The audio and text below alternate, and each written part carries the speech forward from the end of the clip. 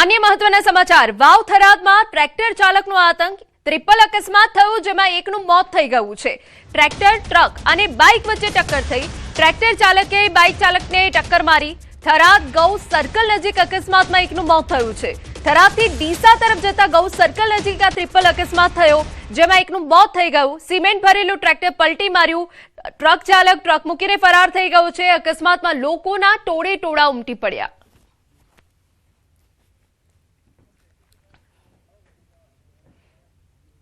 સમાચારમાં વાત હવે અમદાવાદની। ધોળકા તાલુકાના વૌઠા ગામમાં ખૂની ખેલ ખેલાયો। શાળાએ બનેવીની હત્યા કરી। નજીવે બાબતમાં શાળા બનેવી વચ્ચે ઝઘડો થયો હતો। બુલેટી ચાવીની બબાલ હત્યામાં પરિણમી। ઉશ્કેરાઈને શાળાએ લાકડાથી માથામાં હુમલો કર્યો। ગંભીર ઈજાથી બનેવી ગણપત વાઘેલાનું મોત થયું છે। આરોપી શાળાની પોલીસે ધરપકડ કરી લીધી। બંને સફાઈ વિભાગમાં નોકરી કરતા હોવાનું ખુલ્યું છે।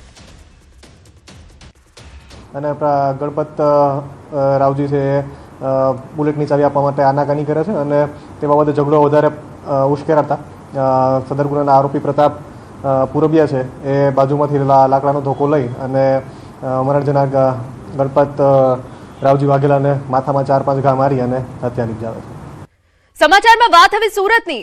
કૌટુંબિક વિવાદમાં ધાક ધમકીનો મામલો ગરમાયો। પીડિત પરિવાર પહોંચ્યો પોલીસ મથક। બેગમપુરાના જૈનુલ આબેદીન દાગીનાવાલા પરિવાર સાથે પોલીસ મથક પહોંચ્યા। શાળા સામે જાનથી મારી નાખવાની ધમકીનો આક્ષેપ છે। દરવાજો તોડવાનો પ્રયાસ સીસીટીવીમાં કેદ થયો હોવાનો દાવો। ધમકીથી સગીરા બેહોશ થઈ હોવાની પરિવારની રજૂઆત। પરિવારે પોલીસ સુરક્ષા અને ન્યાયની માંગ કરી। કાર્યવાહી નહીં થાય તો આત્મહત્યાની પણ ચીમકી ઉચ્ચારી છે।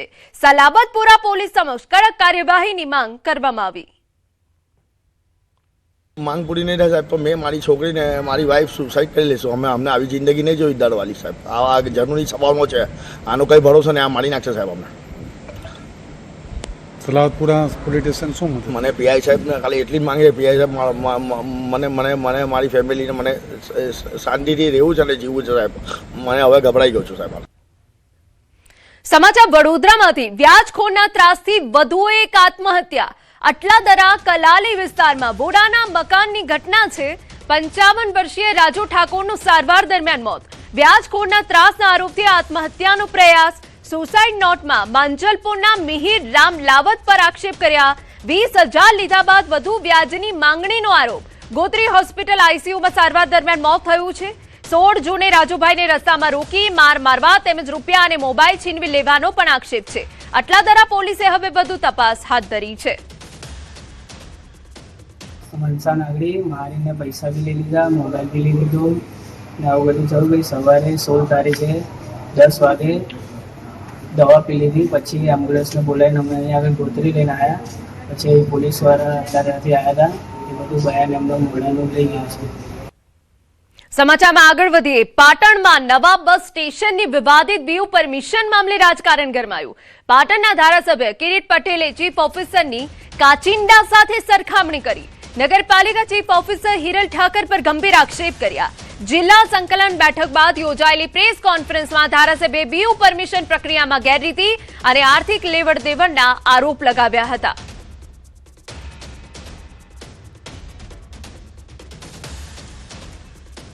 આ પરમિશન આપવા માટે કોના દ્વારા કેટલો હવાલો થયો એ પાટણની જનતા સારી રીતે જાણે છે। એમનો વહીવટ કોણ કરે છે એ પણ સારી રીતે જાણે છે।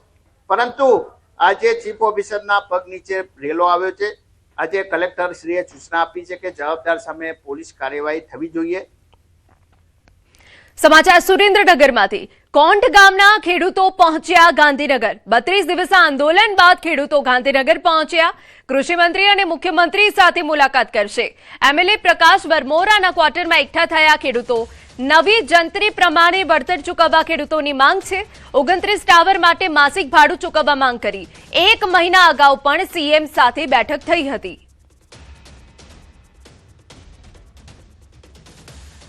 બધાના માટે કામ કરતી સરકાર છે। ખાસ કરીને વડાપ્રધાન નરેન્દ્રભાઈ મોદી સાહેબની દૂરંદેશી ગરીબો, યુવાનો, ખેડૂતો અને મહિલાઓ આ બધાના જેટલા પણ પ્રશ્નો હોય, વિકાસ થતા જાય એટલે પ્રશ્નો નવા આવે, તો જેટલા પ્રશ્નો આવે એના પ્રશ્નોનું સોલ્વ કરવાનું, વિકાસ સતત ચાલતી પ્રક્રિયા છે, એટલે બધા પ્રશ્નો સોલ્વ થાય એ પ્રકારની અમારી રજૂઆત હશે. લાંબા ગાળાની નીતિઓ એ રાજ્ય સરકાર, ખાસ કરીને ભૂપેન્દ્રભાઈનું નેતૃત્વ, અમારી ભાજપની સરકાર, એ કોઈ ટૂંકા ગાળાની તો થાગડ થીગડ નહીં, લાંબા ગાળાની યોજનાઓ જે સર્વગ્રાહી રીતે ખેડૂતોના હિતમાં હોય, આ પ્રકારના નિર્ણયો લેવા માટે સતત માનનીય મુખ્યમંત્રી શ્રી ઉર્જા વિભાગ હોય કે કન્સલ્ટ અન્ય વિભાગો હોય, એમને સતત માર્ગદર્શન આપી રહ્યા છે.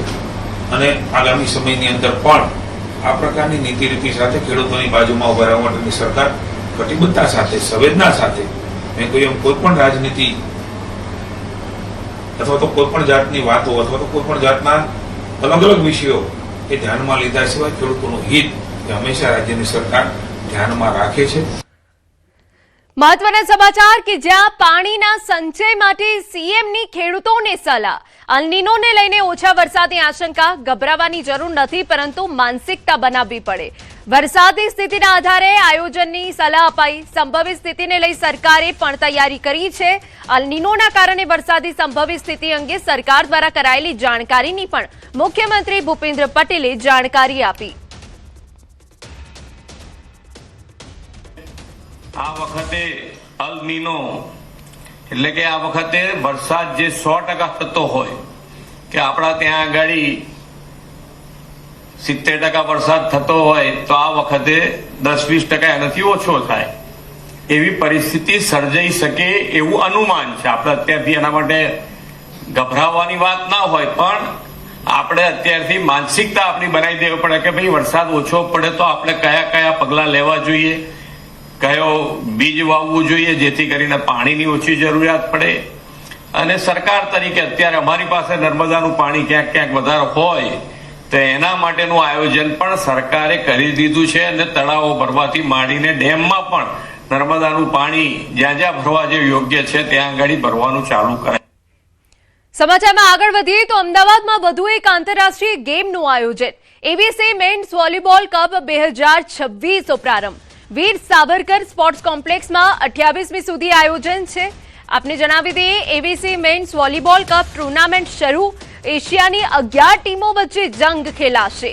ભારત સહિત Bahrain, Thailand, Qatar, Chinese, Taipei, Indonesia સહિત અનેક 11 દેશોની ટીમો મેદાને છે. આ સ્પર્ધાના આયોજનથી અમદાવાદ વૈશ્વિક રમતગમતના નકશા પર નવી ઓળખ મળશે.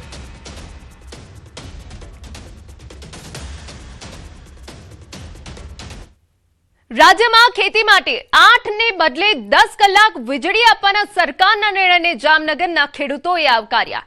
ખેડૂતોનું કહેવું છે કે આગોતરા વાવેતર કરેલા પાક માટે વધારાના 2 કલાકની વીજળી જીવનદાન સમાન સાબિત થશે. પિયત આધારિત ખેતી કરતા ખેડૂતોની સિંચાઈમાં મોટી રાહત મળશે અને પાક બચાવવામાં મદદરૂપ થશે. એ 10 કલાક વીજળી ખેડૂતોને આપવાનો નિર્ણય છે એ ખેડૂતો માટે જે આશીર્વાદરૂપ છે અને તે બદલ અમે સૌ ખેડૂતો સરકારશ્રીનો આભાર માની છીએ. વરસાદ ખેંચાણો છે એના કારણે 1 મહિનો 10 કલાક પાવર કરી દીધો છે, એનો આભાર. સમાચાર જૂનાગઢમાંથી. ગિરનાર જંગલ બોર્ડર પાસે આવેલા ગણેશનગર વિસ્તારમાં વન વિભાગ દ્વારા અપાયેલી નોટિસોને લઈ વિવાદ ઉભો થયો. 83 જેટલા મકાન માલિકોને જમીનના પુરાવા રજૂ કરવા નોટિસ અપાતા સ્થાનિકોમાં રોષ ફાટી નીકળ્યો. મોટી સંખ્યામાં રહીશો કલેક્ટર કચેરીએ પહોંચીને નોટિસો પરત ખેંચવાની માંગ કરી.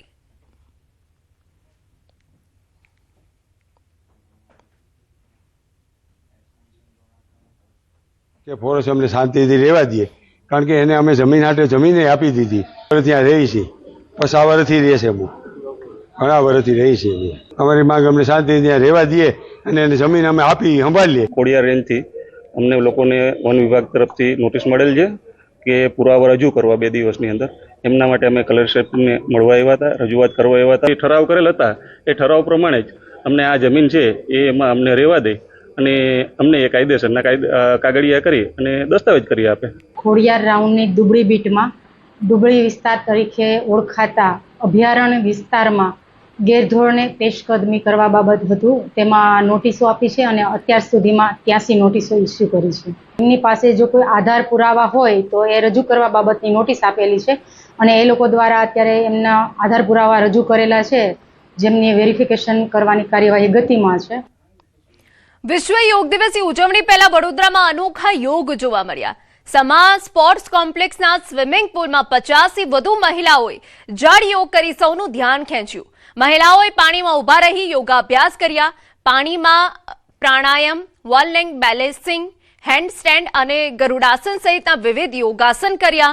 યોગ ગુરુ રાજેશ બારોટ અને એડવાન્સ યોગ ઇન્સ્ટ્રક્ટર સુપ્રિયા ભાવસારના માર્ગદર્શન હેઠળ યોજાયેલા આ જળ યોગ કાર્યક્રમનો મુખ્ય હેતુ ફિટનેસ અને સ્વસ્થ જીવનશૈલીનો સંદેશ આપવાનો હતો. વિશ્વ યોગ દિવસ પૂર્વે યોજાયેલા વોટર યોગા લોકોમાં આકર્ષણનું કેન્દ્ર બન્યા. જ્યારે તમે પાણીમાં પ્રવેશ કરો છો તો આમાં શું થાય છે કે આપણા જોઈન્ટ બહુ ઇઝી મૂવ થાય છે અને પાણી તમને બહારની તરફ ફેંકે, ઉછાલ છે એનામાં, એટલે કે એન્ટી ગ્રેવિટી ઇફેક્ટને કારણે પાણી બહાર ઉછળે, એટલે બોડી બહાર ઉછળે છે.